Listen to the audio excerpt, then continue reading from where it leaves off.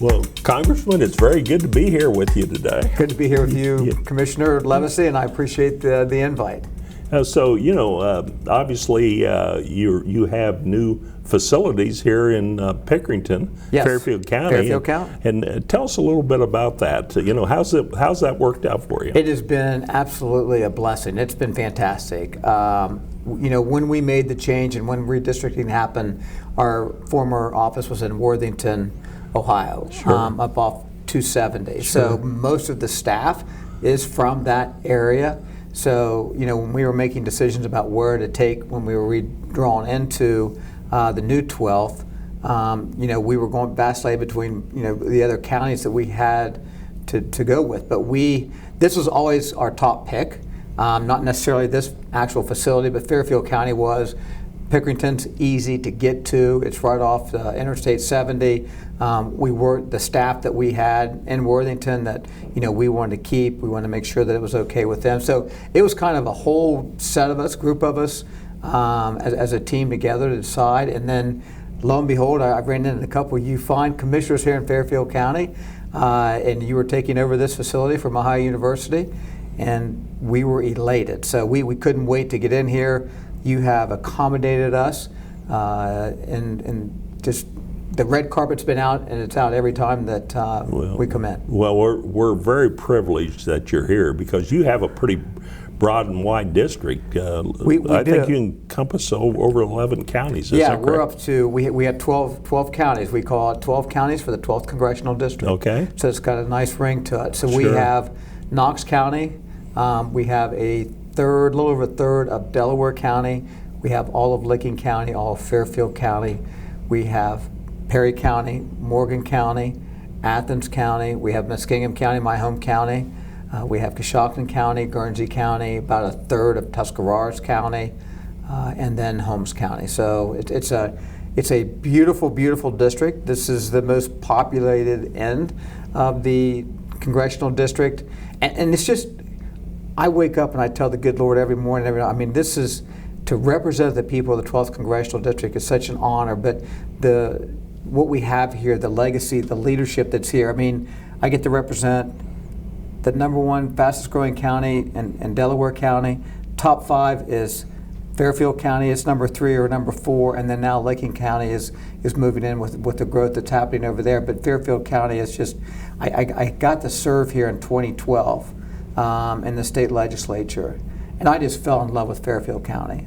They opened up their arms to me to allow me to represent them under another redistricting plan at that time. So it's great. So as county commissioner, I operate under the philosophy what's good for Fairfield County, I'm supporting, and you've been very good in supporting Fairfield County. So we totally appreciate all the work you've been doing for the benefit of Fairfield County. Well, thank you, Commissioner, and you were one of the first people that I met when I came here, and you weren't the county commissioner yet, but you have a business background like myself. We clicked. You and your wife Annie, I couldn't be more grateful for the relationship and that friendship that I started with you back in 2012. Could you tell me a little bit about what a typical day of a U.S. Congressman looks like? Yeah, it's fun. It depends. So there's variation. So right now we are having our August district month. So we are home for 5 weeks in the congressional district. Under normal circumstances for the calendar year, you're in Washington, D.C. 3 weeks out of the month, and then 1 week in district. So when you're in Washington, D.C., your fly-out day is Monday, and then you fly home. Hopefully flights are participating Thursday night or Friday morning. And then you're back home for the district for the weekend, and then you fly out Tuesday. So you have Monday to be in the district, Tuesday to Friday. So that's the normal Washington, D.C. Washington, D.C. is pretty repetitive. It's meetings, it's committee hearings, it's votes. There's 2 or 3 voting stations a day. It's not stations, but sessions a day. Mm-hmm. And then you have subcommittee hearings, and then you have full committee hearings there. Now, when you come back to the congressional district, that's where the fun begins. We'll start at anywhere from 7 in the morning to and finish tonight. We'll probably be done about 8 o'clock, 8:30, and get home about 9:30.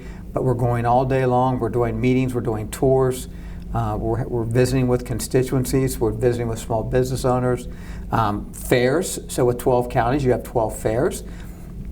Last week we had 3 fairs. We had Athens, Hartford, and Holmes County Fair. This week, Muskingum County Fair is starting. So last week, for example, was really good. The Hartford Fair, something that we've started, is a roundtable. It's an ag roundtable. Okay. So this congressional district is very ag oriented also. So we had 50 attendees come to that roundtable. So those are the things we try to do. We've made 2 business stops this morning in Fairfield County and spoke with people. One of those that we spoke with, Fairfield County Workforce Development. We talked about Rick, and we talked about you as the commissioners and what you've done to make it very business friendly here. So you mentioned committees that you're involved in. Tell us a little bit about the committees that you serve on. So I sit on the Energy and Commerce Committee. It's the largest jurisdictional committee in Congress. It covers everybody, right? It covers affects everybody. everything. If it's coming out, if it's going to be made into law, it has to come through the Energy and Commerce Committee. We cover broadband, we cover healthcare, we cover energy, we cover all global trade, we cover the commerce that goes on here, not only in the country but outside the country. So it's a fascinating committee to be able to sit on.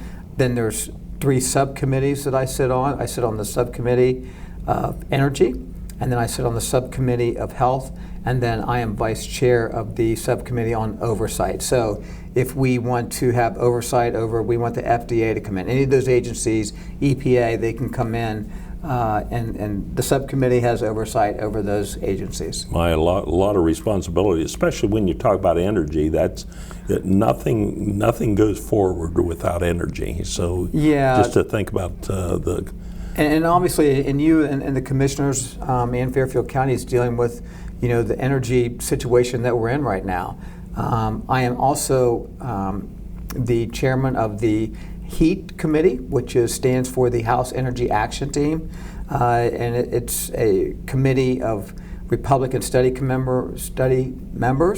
That's 72 of us, so it's a great committee to oversee, and we talk about energy, talk about the needs that are out there for energy, and it's all energy, but we really focus on our baseload energy, which is naturally nuclear, coal, and natural gas. We need those, and then we also bring into some of the portfolios to the wind and the solar and the geothermal and the propane, all the other things that are out there of resources. So we're going through that now in the 12th Congressional District of a big energy usage is what I would call it. And then the other good thing about this is on the eastern portion of Ohio, we have probably, I've been told by several people that 40% of the oil and gas play is in southeastern Ohio, and that's more than the Permian Basin.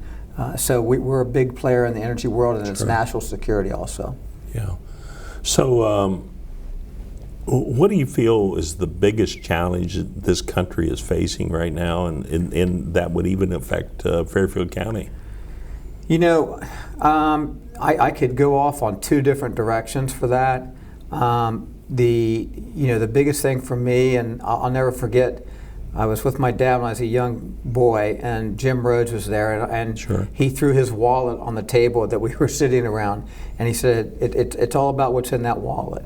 And I think, what we want to do is make sure that we have a business-friendly environment for people to come here to not only live and work in the 12th Congressional District, but even expand even to the great state of Ohio.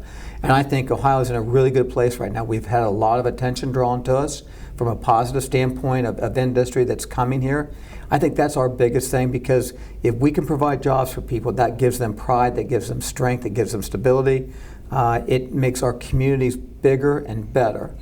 The other thing that I would like to see us, and you think about this and you pray about a lot, it's just, but the polarization of where our country is and where we are from a political standpoint.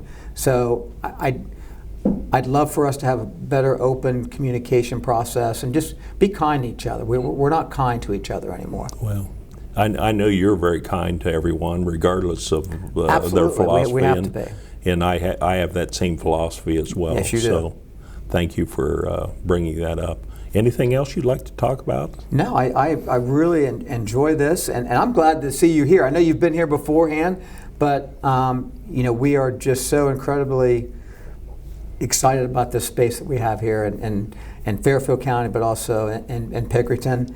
I do have to give a shout out to Mayor Lee Gray, who's been wonderful here to work with also, but thank you so much for giving me the opportunity to do this, Commissioner. Well, thank you again for being here. I'm sure you'd like to see some of your constituents come and visit you here. We'd love to. We encourage people to come here. I got a great staff here, and I'm in here. It's typical that if the congressman's sitting in his office and he's not getting outside, so we're very rarely that myself, that I am here.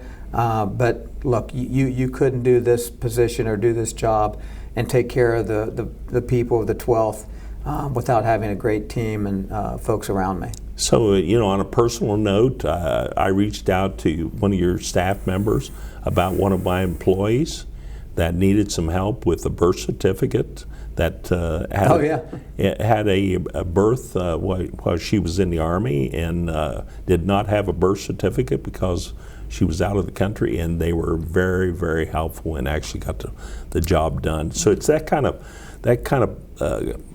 service, public service that Congressman, you and your staff are noted for. No, and we do that. We do passport. We do everything. We do VA. We do passports. We do Social Security.